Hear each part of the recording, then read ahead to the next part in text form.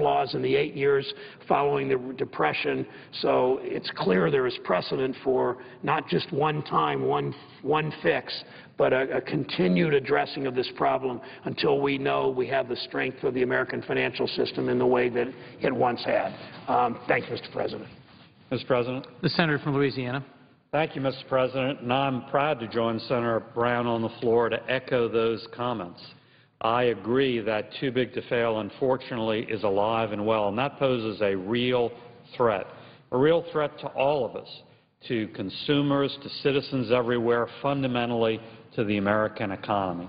Coming out of the financial crisis, it seemed to me that the biggest threat and the biggest problem was continuing too big to fail. And I think now, several years after the passage of Dodd-Frank, we have objective numbers and evidence that that did not bury too big to fail. Again, there are objective numbers and evidence and pricing in the market that too big to fail is alive and well. Now, I think the fact that Senator Brown and I are both here on the floor echoing each other's concerns, virtually repeating each other's arguments, is pretty significant. I don't know if we quite define the political spectrum of the United States Senate, but we've come pretty darn close. And yet we absolutely agree about this threat. And I think Senator Brown's historical analogy is right. It's like the unfettered growth and power of the trusts in the late 19th century. And there, too, folks of all sorts of ideologies correctly recognize that threat. Liberal Democrats, as well as Senator Brown's Republican predecessor, Senator Sherman, and, of course, the biggest Republican trustbuster of all, Teddy Roosevelt. It's the same issue. It's the intense concentration of power.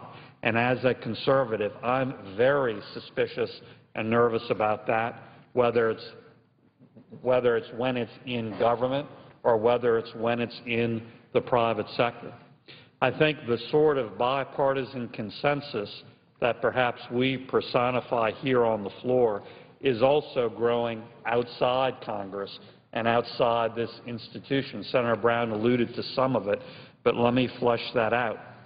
You have, for instance, Federal Reserve Board Governor Dan Tarullo. Now, he was appointed by President Obama. He was a prominent figure in drafting and implementing Dodd-Frank. But he has recently lamented, quote, to the extent that a growing systemic footprint increases perceptions of at least some residual too-big-to-fail quality in such a firm, meaning a megabank, notwithstanding the panoply of measures in Dodd-Frank and our regulations, there may be funding advantages for the firm, which reinforces the impulse to grow, close quote. In a little more blunt terms, our colleague, Senator Elizabeth Warren, who was also a figure in coming up with Dodd-Frank, said recently in our Banking Committee hearing with Chairman Bernanke, quote, I'd like to go to the question about too big to fail, that we haven't gotten rid of it yet. And so now we have a double problem, and that is that the big banks, big at the time that they were bailed out the first time, have gotten bigger. And at the same time that investors believe with too big to fail out there that it's safer to put your money into the big banks and not the little banks, in effect creating an insurance policy for the big banks, that the government is creating this insurance policy, not there for the small banks, close quote. In a similar way, you have those concerns echoed in the real world outside this body on the right as well. Recently, George Will said, quote, by breaking up the biggest banks, conservatives will not be putting asunder what the free market has drawn together. Government nurtured these behemoths by weaving in a provident safety net and by practicing crony capitalism, close quote. And Peggy Noonan, another well-known conservative, has said, quote, if you are conservative, you are skeptical of concentrated power. You know the bullying and bossism it can lead to. Too big to fail is too big to continue. The mega banks have too much power in Washington and too much weight within the financial system, close quote. So Mr. President, I do think that there is a real and growing consensus in this body, in Washington, and in the real world, as I've suggested by those observers' quotes. And I think we need to build on that consensus and act in a responsible way. Senator Brown and I have been doing that, first with joint letters to Chairman Bernanke and others, focusing on the need for significantly greater capital requirements for the biggest banks.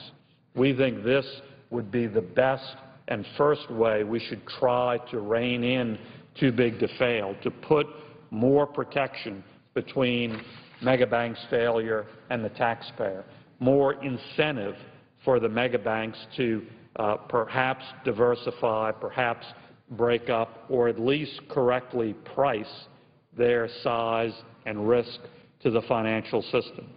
And we're following up on that initial work that was reflected in letters and specific suggestions to Chairman Bernanke with legislation that is quite far along that I know we'll be talking about more both today and in the near future. With that, let me invite Senator Brand to round out his comments, and then I'll have a few more words to say.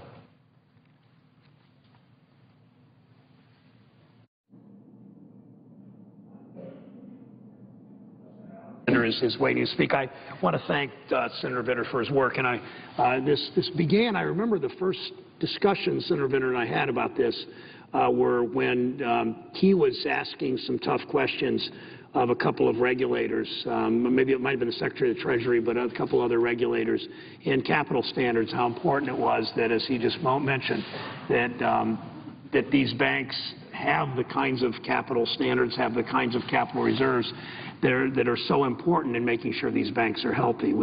Probably most of us in our lives have seen the movie It's a Wonderful Life and know what happens when a bank isn't capitalized. That was a small-town example of a bank that served the country in ways that community banks do, and it's a very different story today, perhaps. But I think his insight into the importance of capital reserves, and then we continue these discussions, and both came to the realization, as he pointed out, people all across the political spectrum, from some of my more liberal Democratic colleagues to people like George Will and others who have been very involved as business leaders and speaking out on issues that really matter. So I thank Senator Vitter for his work. We will be working on legislation soon, and I'm hopeful that as more of my colleagues see how important this issue is, that we can continue to work together. And I yield the floor. Mr. President. Senator from Louisiana. And again, I thank Senator Brown for his partnership. Senator Brown, with those posters, make crystal clear the facts. The fact is that since the financial crisis, the mega banks have only continued to grow in size and dominance and market share. In fact, that has accelerated significantly. Now, some folks will say, oh, well, that was a pre-existing trend. That's because of a number of factors. Well, certainly true. There are a number of factors at issue. But the growth has only accelerated since the crisis and since Dodd-Frank, has not let up. In addition, there have been several recent studies that actually quantify the fact that too big to fail is a market advantage, is in essence a taxpayer subsidy, as Elizabeth Warren suggested, for the mega banks. And an FDIC study released in September says that. It says that the Dodd-Frank Wall Street Reform Act was explicitly intended to, in part, put an end to the too big to fail de facto policy. But it concludes that, quote, the largest banks do, in fact, pay less for comparable deposits. Furthermore, we show that some of the differences in the cost of funding cannot be attributed to either differences in balance sheet risk or any non-risk related factors. The remaining unexplained risk premium gap is on the order of 45 basis points. Such a gap is consistent with an economically significant too big to fail subsidy paid to the largest banks, close quote. Another recent study and working paper is an IMF working paper. It specifically attempted to quantify that taxpayer too-big-to-fail subsidy. According to that subsidy, before the financial crisis, according to that study, before the financial crisis, the subsidy, quote, was already sizable, 60 basis points. It increased to 80 basis points by the end of 2009, close quote. And then most recently, Bloomberg has tried to put pen to paper and refine that calculation. And Bloomberg's calculation is $83 billion. $83 billion subsidy of the 5 biggest U.S. banks, specifically because of artificially cheap rates created by the market believing they are too big to fail. Now, I don't like huge size and dominance and market share, period. But certainly we shouldn't have government policy that is driving it, that is exacerbating it. Seems to me that should be a solid consensus left and right, Democrat and Republican.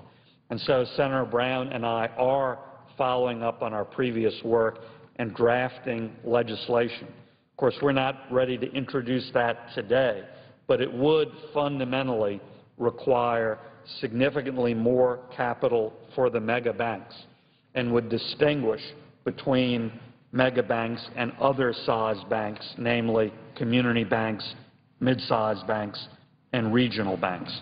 And the largest banks would have that significantly higher capital requirements. It would also try to walk regulators away from Basel III and institute new capital rules that don't rely on risk weights, that are simple and easy to understand, that are transparent, and that cannot be gamed the way we think Basel III can be manipulated and gamed.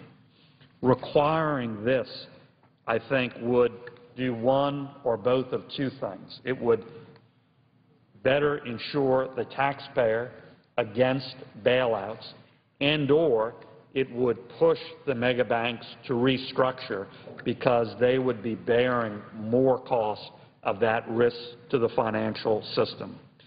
And in addition, we are contemplating and discussing another section of this bill that would do something that I think is very important to do at the same time. Create a easier, not a lax, but a more appropriate regulatory framework for clearly smaller and less risky financial institutions like community banks. So again, I thank Senator Brown for his partnership. I thank him for his words today. Look forward to continuing to work on this project as I believe a true bipartisan consensus continues to grow on this issue. Thank you, Mr. President. Thank you, President. I, for one more moment, and then certainly yield to Senator Alexander. I appreciate very much Senator Vitter's words and comments and insight, and I want to just expand for 2 or 3 minutes on one thing he said about the subsidy that these largest 6 banks get. And you can see again from this chart that 18 years ago, these 6 banks' total assets were 18%, 18 years ago, 18% of GDP. Today, through mergers and growth and, I would argue, unfair competition in many cases, they're over 60%. But what Senator Vitter said, which I think is really important and to expand on a bit, is the subsidies these banks get. Bloomberg said it was about $83 billion a year in subsidies that they get because of government action or inaction, frankly. Interesting that $83 billion when we're talking about sequester today is about $85 billion, but that's not really relevant except putting in some context. But the reason the reason they have this $83 billion subsidy, or $85 billion subsidy, or so, 83, 84, 85, or they have the advantage when they go in the capital markets and getting advantage of 50, 60, 70, 80 basis points. That is, 80 basis points is 0.8% interest rate advantage, is because the capital markets believe that these banks that their investments in these banks are not very risky because they believe these banks are the markets believe these banks are too big to fail because they have the government backup for them.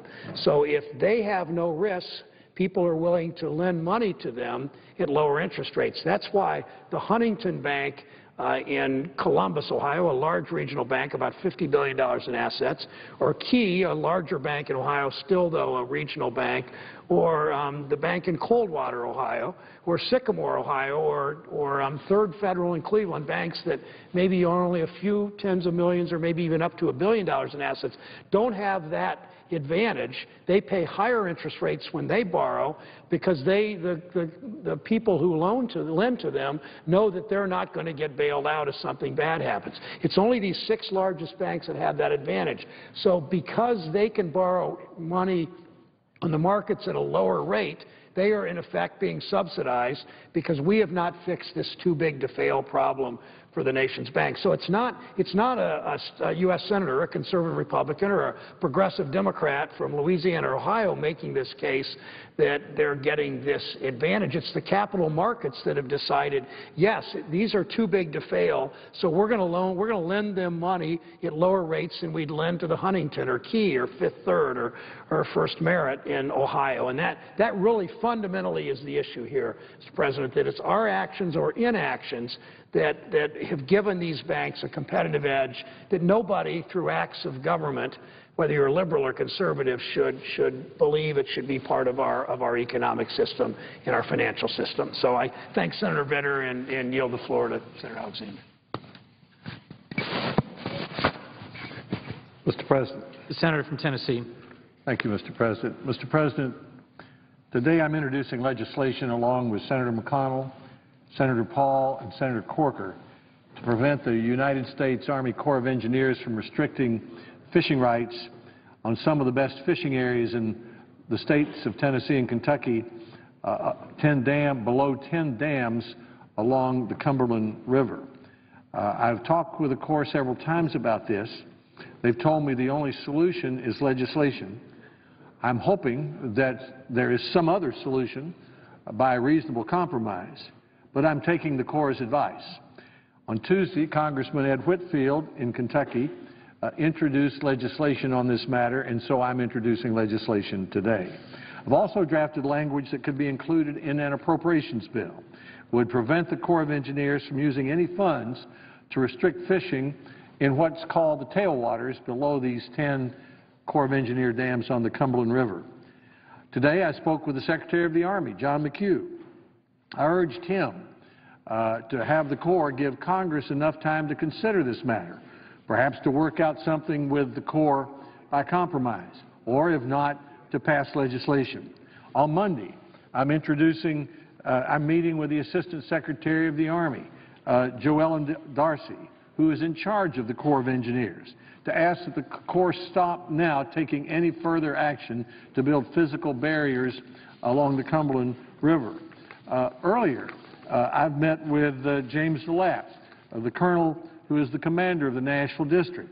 And then I met along with Congressman Whitfield and Congressman Cooper of Nashville, of Tennessee, with Major General Michael Walsh, who's the Deputy Commanding General. So I've had a number of meetings on this subject, Mr. President, and I'm determined to get some result one way or the other. And I'm delighted to have the Republican leader, Senator McConnell, my colleague, Senator Corker from Tennessee, and Senator Rand Paul of Kentucky as co-sponsors on the legislation. Now, one may say, with a large number of problems facing our country, from Iran to the sequester, why is a United States Senator, in fact 4, and a number of congressmen, interested in fishing? Well, Mr. President, there are 900,000 Tennesseans who buy fishing licenses each year. And one of my jobs is to represent them. And I know, and they know, that these are some of the best fishing areas in our state. This is an area where grandfathers and grandsons and granddaughters go on Saturdays and go during the week. There are lots of Tennesseans who consider these prize properties and their lands. These are public lands, and they feel they have a right to be there. Now, the problem is that the Corps of Engineers wants to erect physical barriers below the dams to keep the fishermen out of the area that is just below the dam. The Corps' goal is laudable. The goal is to improve safety, they say. Now, we all support safety, but there are much better solutions than this. Let me give you an analogy. When you have a railroad crossing, you don't keep the gate down at the railroad crossing 100% of the time. The track's not dangerous if the train's not coming. Well, the water comes through these dams only 20% of the time. And the water's not dangerous if the water's not spilling through the dams. So if we kept the gate down at the railroad crossing 100% of the time, we'd never be able to travel anywhere. And that's the same sort of reasoning we have here. From Washington, the Department of the Army is saying that they have a policy, which they have since 1996, which they've never applied on the Cumberland River, that suddenly they've decided after all these years that they have to close the fishing area 100% of the time, even though it might be dangerous only 20% of the time. Now, I'm not the only one who thinks this is an unreasonable policy. Last week, I went to Old Hickory Dam near Nashville. About 150 fishermen were there with me on the banks of the Cumberland River. I met with the Corps officials. They turned the water on so I could see it spilling through the dam. Then they turned it off. I met there with the director of the Tennessee Wildlife Agency, with Mike Butler, the chief executive of the Tennessee Wildlife Federation. I've talked with the Kentucky wildlife people, and this is what they say. They think the Corps' plans to improve safety are so unreasonable that the wildlife agencies won't even help them enforce them. But they say, on the other hand, that there are reasonable ways to improve safety, and that is to treat the waters below the dam the way the Tennessee Valley Authority does, for example, which is to erect large signs, some of which already exist at Old Hickory Dam. Blow the siren when the water's coming through. You could close the parking lot. You could patrol the area. There are lots of ways to put the gate down, in effect, on these fishing areas 20% of the time. That makes a lot of sense, and the local areas are willing to do that. So our legislation makes clear that for purposes of this act, installing and maintaining sirens, strobe lights, and signage for alerting the hazardous waters shall not be considered a part of the prohibition. But it makes no sense to take these public lands and say to people, well, the lawyers came in and said we have to be careful. Of course we have to be careful, but being careful does not mean that you keep the gate down over the railroad crossing 100% of the time, and it doesn't mean that you close the area to fishing 100% of the time when it's dangerous only 20% of the time. I'm also concerned, Mr. President, about the $2.6 million that the Corps is going to have to transfer from other parts of its budget to put up these physical barriers. Where's that money coming from? I thought we were in the middle of a big sequester, a big budget crunch. I thought we were out of money. And one of the areas that has the most difficult problems to deal with is the Department of the Army. This is no time to be wasting money building barriers, which the wildlife people in Tennessee and Kentucky, whose job it is to encourage boat safety, think is an unreasonable proposal. So, Mr. President, I'm doing what the Corps has said needs to be done, which is to provide legislation. But I look forward to continuing to work with the Corps of Engineers. My hope is that we can work out a reasonable solution with the wildlife agencies. The county judges on both sides of the border are very involved in this. They see the economic benefit that comes from the large number of people who come into those areas for recreational purposes. They leave their dollars behind. That creates good jobs in Tennessee and Kentucky. But basically, these are public waters. Tennessee and Kentucky fishermen ought to have access to them, and there shouldn't be an unreasonable edict from Washington that basically puts the gate down across the railroad crossing 100% of the time. I'm going to do my best to see that that doesn't stand. I hope we can work it out, but if it doesn't, I'm glad to introduce this legislation with Senator McConnell, Senator Corker, Senator Paul. The same legislation is in the House of Representatives with Congressman Whitfield, and I look forward to my meeting Monday with the Assistant Secretary of the Army. Mr. President, I ask consent to include following my remarks a copy of the legislation. Without objection. And I yield the floor.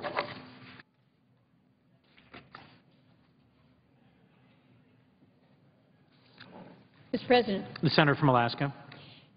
Mr. President, I am pleased to stand with so many colleagues, not only here on the Senate side, but over in the House, to recognize an accomplishment of the Congress. I think it is important to recognize that in these times that are so contentious, where a lot of messages go back and forth, but at the end of the day, we really haven't governed, we haven't done what we had hoped, we haven't legislated, we hadn't really helped people. I think today we can be proud that, in fact, we have worked to help people, particularly women, and that is through final passage of the Violence Against Women Act. It has been a long time coming. As you know, Mr. President, we successfully moved that legislation through this body last year. I was a proud co-sponsor, an early co-sponsor. This ought not be a Republican issue or a Democrat issue. It ought not be a woman's issue, or it is an issue that should bother all of us, that when we cannot stand together and help those who have been victims of domestic violence, if we can't do that as a minimum, we really aren't doing our job here. We really aren't doing service to people.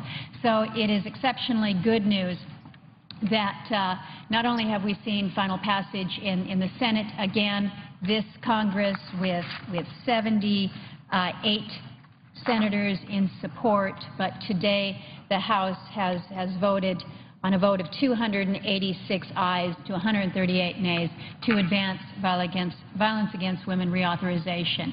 I want to acknowledge the good work of the Judiciary Chairman, Senator Leahy, for his leadership and continually pushing.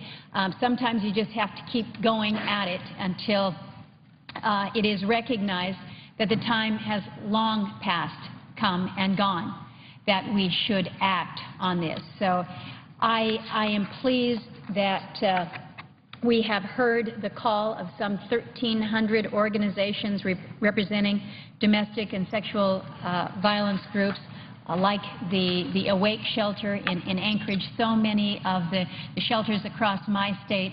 Truly, those agencies, those people who have done so much to help so many.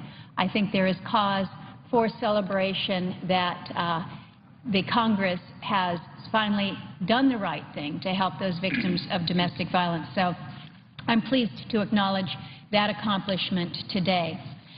Mr. President, I want to continue with a story that I began a few weeks ago.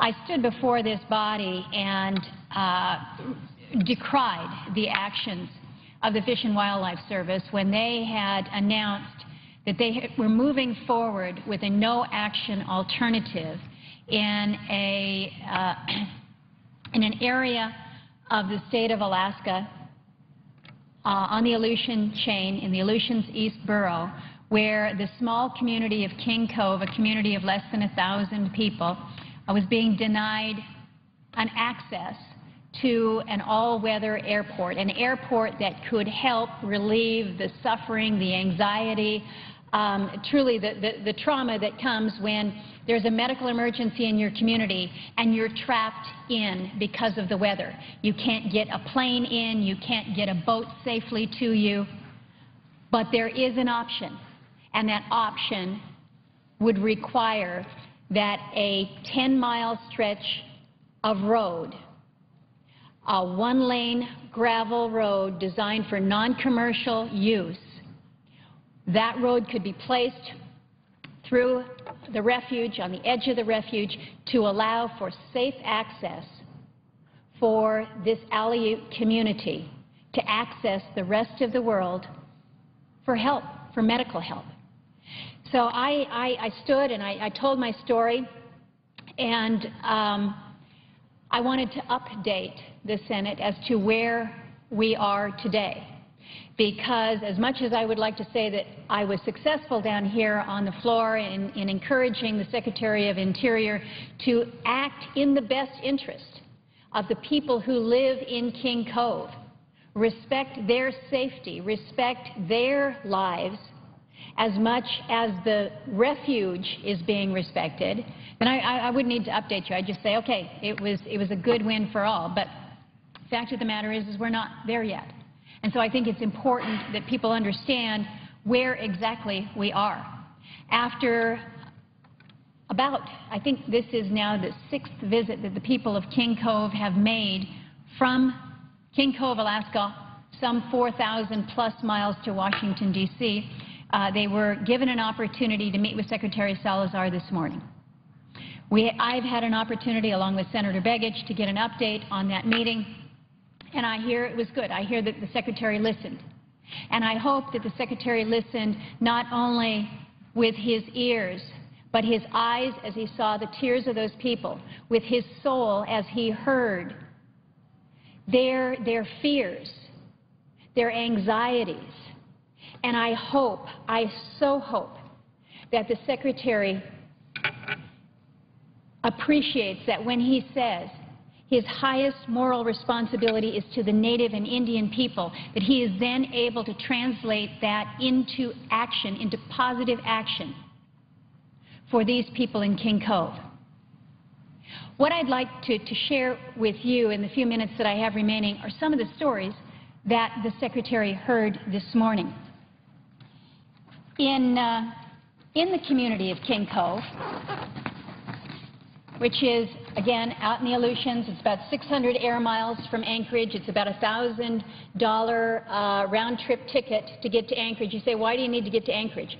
King Cove has a medical clinic. It has a physician's assistant.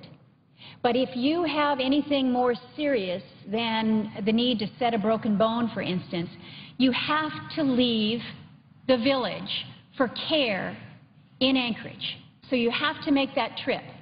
So you've got a community like King Cove, real mountains, real mountains. It's tough to get in and out by plane. In fact, the Coast Guard, who was called in to do 5 rescues last year, the Coast Guard says getting in and out of King Cove airstrip is one of the worst places in Alaska because of the terrain, the weather, the wind shears that come off the mountains, the turbulence that pushes a helicopter down. It's just a bad case scenario. Fixed wing helicopter, it doesn't make any difference. It's tough. So you have an option. King Cove is on the water. But the waters in King Cove are not always calm, and in this picture, unfortunately, almost tropical looking with the blue waters. This is the dock there in King Cove. You might not be able to see it from where you're sitting, Mr. President, but each one of these rungs up this steep metal ladder is about 2 feet. So if you are down here in your boat, if you have been delivered by crab boat from King Cove, about a 2.5 to 3 hour ride across waters that can be 20 feet high in the blowing gale, you then have an opportunity to come to the dock. And this is the way that you get up the dock. Only if you're like Lonnie's father, Lonnie was here to speak to the Secretary today. Lonnie's father had double pneumonia, a 67-year-old man. They had to get him out of King Cove to get him to Anchorage. In order for this very sick man to get up this ladder, his son, who's right down here, is pushing him up from behind. They have a line from a crab pot that is around his upper body. This gentleman just had shoulder surgery a couple months prior to this, and they literally hauled him up. Now, this was several years ago. You might think, well, maybe things have gotten better in King Cove. This picture here is an individual being hauled up off of the docks in a gurney type of a sled. This is the dock here that he's being hauled up to. This is how we haul the crab pots out of the water.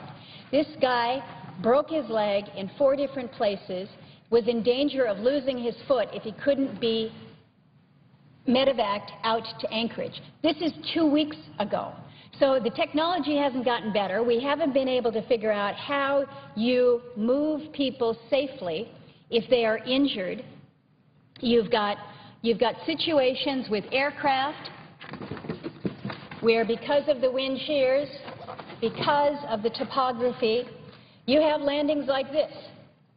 This is the landing that Della Trumbull, who came back to speak to the Secretary this morning, witnessed as her daughter, who was in this plane, is on approach, and all of a sudden gusts come out of nowhere, and this aircraft is pushed down, smashed into the runway. Fortunately, there were no fatalities.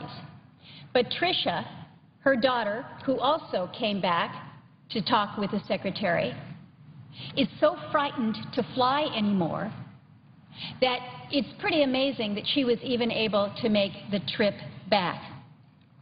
The stories are so real, and the stories are so now.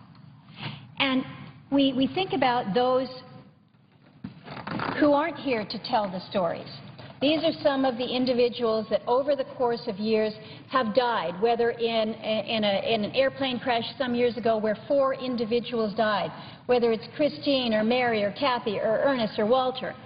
These are folks who didn't make it out.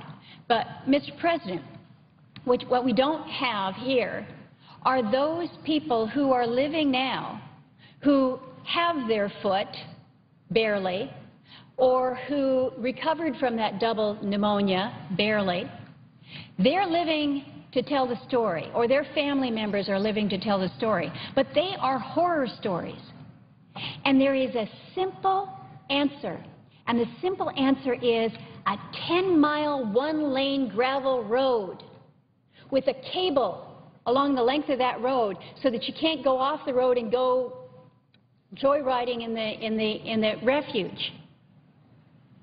We're talking about a small community, less than 1,000 people, being attached to another community where there's less than 100 people. You are never going to have the volume of traffic that you have in your state, Mr. President, or that I have in the more urban areas of Alaska. We're talking about a connector road to be used for non-commercial uses.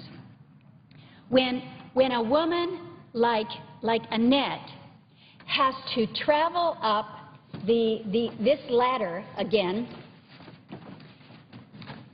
in, I don't care even if it's good weather like this, if a pregnant woman has to get out of town by getting on a crab boat, going 3 hours across turbulent waters, hauling herself up a metal ladder like this to get to an airplane where she can fly out and make that connection into Anchorage. When you put her through this, and you say, well, why is that pregnant woman doing that? You cannot deliver a baby in King Cove. We don't have doctors. We don't have anesthesiologists. 6 weeks before your due date, you are told, go to town. Town is Anchorage, Alaska, 600 miles away. And so when you're 8 months pregnant, every pregnant woman in King Cove has to get out. So these are what we're putting these people through. And the answer is so simple. So I stand before you today with a call to Secretary Salazar, a call to this administration. Listen to the people. Listen to the people who have lived in an area for 1,000 years plus, who want to continue to call this place home, and who are looking for very basic accommodations. Very basic accommodations. We have refuges all over this country. I got an email from a friend of mine who says, as I'm sending you this text, I'm driving through a refuge in Florida. Driving through a refuge in Florida. It's a paved road. There are signs along the road. It's 2 lanes, and it's a refuge. We're asking for a 10-mile, 1-lane gravel, basically emergency access for the people of King Cove. But sometimes I think that because King Cove is so far out of the way, so far at the end of the world, as far as some people are concerned, that it's kind of out of sight, out of mind. And that maybe what we'll do is we'll just say, in this part of the country, the birds are more important than the people. And there is sensitive habitat out there, Mr. President. I agree. And we need to be responsible in how we protect habitat. But we know that we can protect habitat, and we can also let the human beings who live there kind of exist or coexist side by side and do it respectfully. The people in King Cove respect the land more than you and I can ever appreciate. Because if they fail to respect the land, they don't live. So when we talk about how we can reach an accommodation, the people of King Cove said, we are asking for a simple level of safety. And in order to gain this level of safety, we are willing to give up our lands. We are willing to give up other lands that we own in exchange for this small corridor. So, Mr. President, what we're effectively talking about, this trade, this land conveyance exchange that we signed off on in 2009, it's a 300-to-1 exchange. The federal government gets 300 times more than the Aleuts get. 300 times more, 56,000 plus acres are going to the federal government. This will be the first new wilderness that is created in Alaska since Anilka back in the 1980s. And what is being asked for is this small corridor. It's basically 206 acres, all told. And yet, the Fish and Wildlife Service says, nah, 300-to-1 isn't good enough for us. They say, we think that there's other alternatives. They say, well, why can't you just have a ferry? Put a ferry out there, a lightweight aluminum ferry. And you know what the Fish and Wildlife Service did? They actually went out, when they were looking at this EIS, they actually went out and decided that they were going to cost out what an aluminum ferry might cost. And so when they sat down with me, when the Director of Fish and Wildlife sits down with me, he says, Senator, there's another alternative out there. Well, talk to the people of King Cove about how viable an across-water alternative is when, during the wintertime, you can't get into these areas because it's all iced over. You can't get into that. Talk to the people about King Cove, about what it means to be very sick, to have double pneumonia, to be 8.5 months pregnant, to have broken bones and broken body, and have to fight 20-foot waves for 3 hours and then climb up a ladder like you've just seen in these elements to get to an all-weather airport that can take you safely to Anchorage. And all they're asking for is 10 miles of a gravel road. I have suggested, Mr. President, I've suggested this to the Secretary, I've suggested this to the President's nominee to be Secretary of the Interior, that sometimes I think there's a double standard, that we allow things to go on in other parts of the country, but in Alaska, it's going to be a different standard up there. The standard for the safety of an American should never, never be changed. It should not be higher for someone in the eastern part of the country than it is for somebody out in King Cove. We're talking about the safety of Americans with a reasonable alternative. We shouldn't be having to fight our government this way, but the people of King Cove are willing to travel all this way to make their case. I thank the Secretary for hearing them out. I think the Secretary is a compassionate man.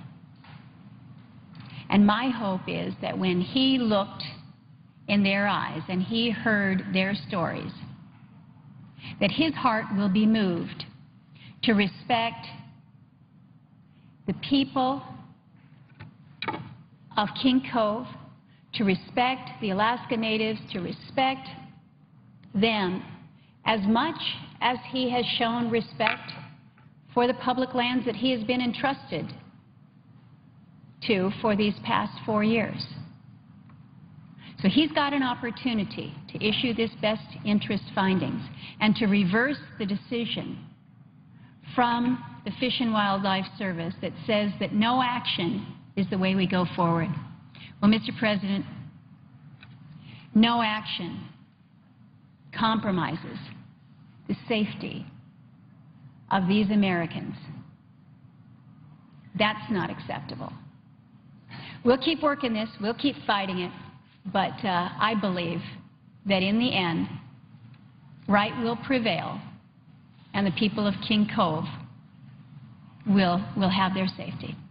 With that, Mr. President, I thank the Chair and yield the floor and suggest the absence of a quorum.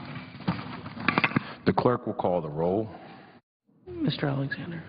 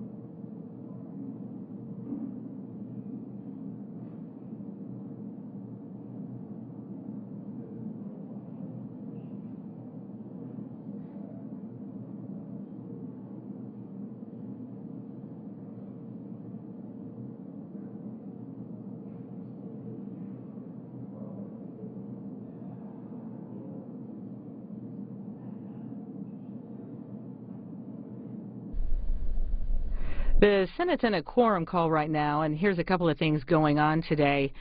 Earlier today, the Senate rejected 2 bills designed to replace the automatic spending cuts due to go into effect tomorrow. One offered by Republicans, the other by Democrats. With those rejections, it appears it will be unlikely that any kind of agreement to replace sequestration will happen before the deadline. President Obama will meet tomorrow with the top leaders in the House and Senate to talk about $85 billion in automatic spending cuts that will go into effect at 11:59 p.m. tomorrow night if no agreement is made. Politico says that the White House Office of Management and Budget has until 11:59 p.m. tomorrow to actually issue the official sequestration notice that starts the entire process. President Obama must actually issue an order to start the OMB's actions.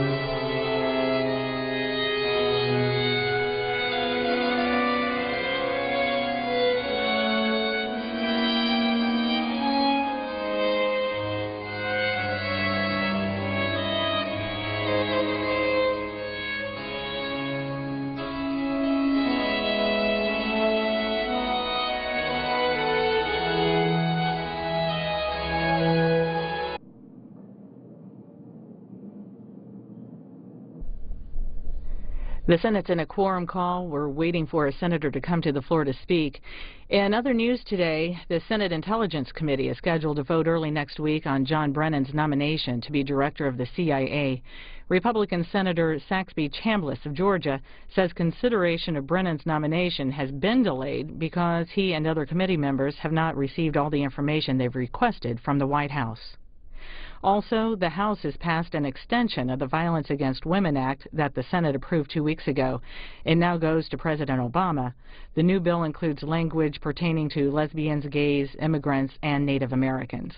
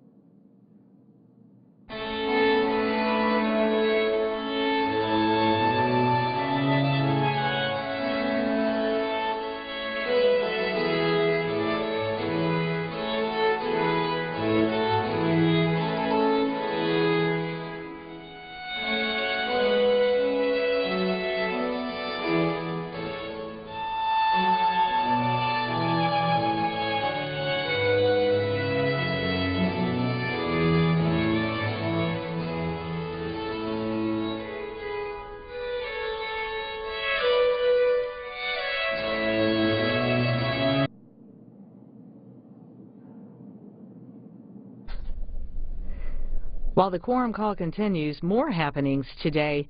Vice President Joe Biden swore in Jack Lew as the nation's 76th Treasury Secretary. He's expected to play a leading role in negotiating with Congress over ways to resolve the impasse over spending and tax issues. The Associated Press is reporting that the Obama administration is asking the Supreme Court to overturn California's ban on gay marriage. That's according to a person familiar with the administration's friend of the court filing in the California case. The administration argues that denying gays and lesbians the right to marry violates the Constitution's Equal Protection Clause.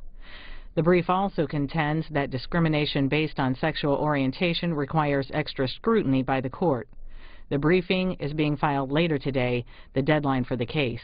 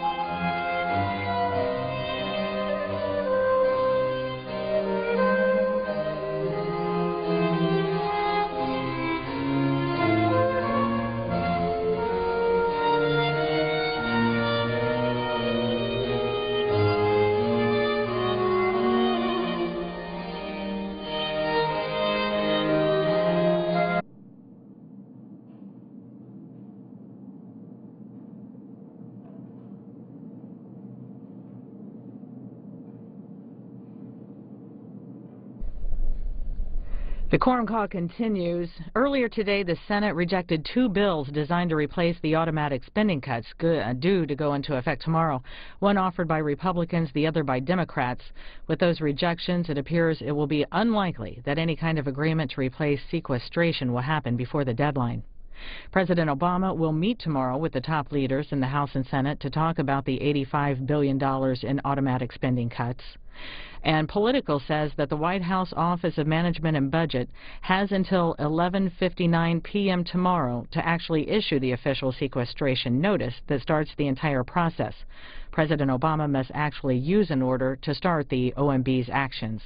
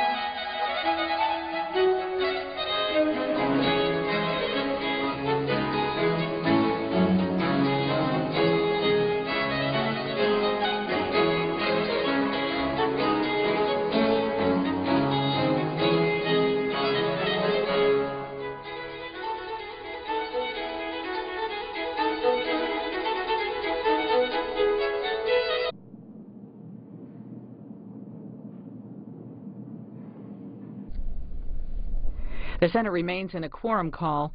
In other happenings today, Jack Lew was sworn in today as the nation's 76th Treasury Secretary, one day before across-the-board government spending cuts kick in that could hold back the U.S. economy.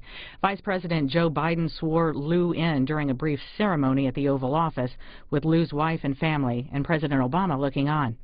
After the ceremony, the new Treasury Secretary walked to the Treasury Department. He was greeted by employees who lined the steps of the building.